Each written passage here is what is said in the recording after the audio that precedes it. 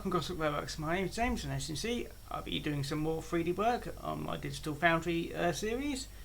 First of all, thank you if you liked the previous version of my SECRP class. I have actually made some revisions to it. It's actually got a new version of it which actually has the footplate and also the footsteps, because Brighton on the Engage forum did request it, and yeah, it wasn't too hard to add. So yeah, made it for them, and that's actually now on Shapeways. Still looking for an alternative place to put it. Still thinking about doing Patreon. How actually set up a embryotic version of Patreon, but I've not really advertised it because I don't know how many people would actually be interested in supporting me on Patreon. So anyway, today I am working on the Southern Railway L1 class, which is a very nice 440 locomotive, and yeah, I'll be working on that because I did actually have, well, I still do have a somewhat kit built version of the L1 class. It's using a actually I'll switch to the full cam so you can see a bit better, but it's using the Graham Ferris 2P/4P chassis and slightly modified 2P 4P body. So that's what it looks like. It's mostly modified around the cab area because it has got some side windows and stuff like that.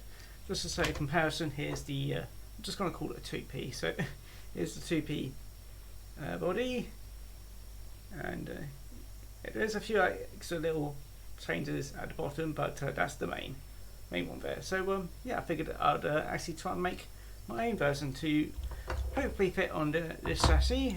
We'll be rebuilding the tender body as well, and the other alternative what I was thinking of doing was using a modified schools chassis, well, just the non-motorised part of it, you know, the front bogie wheels and also the drive wheels, and then attach it to a Union Mills motor. That may or may not work, I'm not entirely sure, but I'll have a go at it. And yeah, I'm just going to switch back to this camera, and yeah, as I have got my diagram from my Southern pictorial guide of Southern locomotives by J. H. Russell. I think it was J. H. Let me have a quick look. Where is it? Yes, J. H. Russell. Sorry, I've got my books set up down there, and I'm also going to be using the book Maunsell Locomotives Pictorial History by Brian Haresnape, which is this one here, mainly because it has a few extra little details, like let me just say around the boiler. It does have a few more measurements, which is always quite useful to have. So that's what I'll be doing, and yeah, that's pretty much it really. I will print off a prototype of the model so you can have a look at it, and so I can test fit it to the chassis, and if all things go well, I'll try and put up a version of it on Shapeways if you really want to buy it. I'm not too sure if I want to keep the funnel, no, basically all these bits up here. I definitely won't be doing the smoke box door. That's going to be from End Brass if I wanted to do it. But it's mainly the reason I was thinking of omitting these is just because you can get those parts from End Brass and they will help add weight to the locomotive. So I may add two versions of this as well, one with these and one without them. So I'll see what I can do. But yeah, that's pretty much it. I hope you enjoyed the video, and I'll see you when I'm done. So I'll see you in a bit.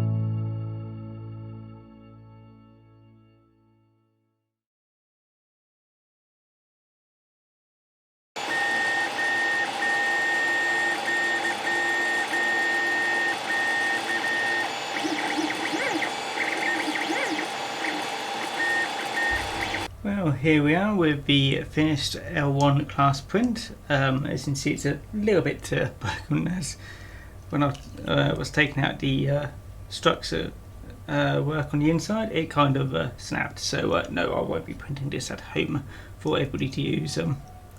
However, it has ended up rather nice.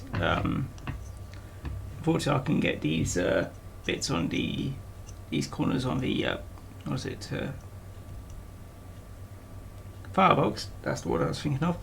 I couldn't quite round them out because, like I said, I haven't quite worked out how to do that in SketchUp. So yes, you may, if you want them rounded, just get a file and just file them down. But it is rather nicely done. The tender is actually printed off quite nicely, and first thought I actually made it too small because it's actually smaller than this one. Then I realised the L1 tender actually has the same one as the N class, and yeah, that's actually a rather nice fit. So may need to be a little bit bigger, but that is nearly perfect. So yeah, I'll make that a little bit bigger. I'll also pop that back on my N class. But yeah, if you want to use a 2p sashi, use the original tender because it will just save you some time. So yes, I may actually leave that separate and put it on separately for everyone. But anyway, for the body itself, there's a few modifications which I need to do. First of all, is make this gap wider.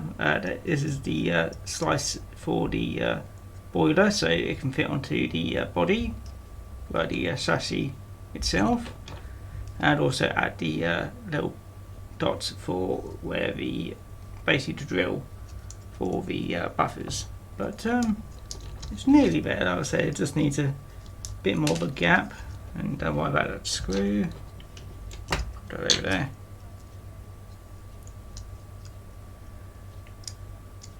Yeah, if I just scale up a little bit, because I need to scale this up a little bit anyway, so scale it up slightly and make that cut a little bit wider. It should look rather nice. However, you could just do what I was thinking of otherwise, which was use I think the closest nearly ready to run chassis which you can use is the schools class, and basically just use the schools class drive wheels and front bogie wheels, and just use that as it is, and also use the pickups, and use a Union Mills drive with the tender. However, I will need to make a tender suitable for that because you will need to have the foot plates and stuff. Well, the foot plate and things like that. So yes. Like I said, I do plan to make 2 versions of this, so anyway, I'm going to upload this to Saveways after I've modified it, and then first of all I'll print off my own version of it, so I can have a go at finishing off my actual model here. So yeah, that's, I know it looks pretty much exactly the same, but this is actually closer to what the L1 class looks like, so yes.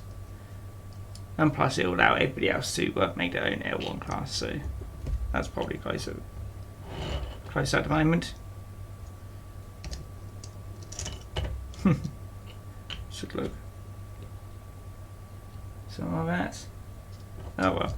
Anyway, I hope you enjoyed this video. Unfortunately, it did take longer than I planned because yeah, the model for this was being awkward. So I've not actually learnt how to use SketchUp from anything. I had to learn it myself. So yes, nothing quite goes right, but as long as it looks good in the end, that's all that matters. Anyway, as I said, hope you enjoyed the video. If you liked the video, feel free to like, subscribe and comment.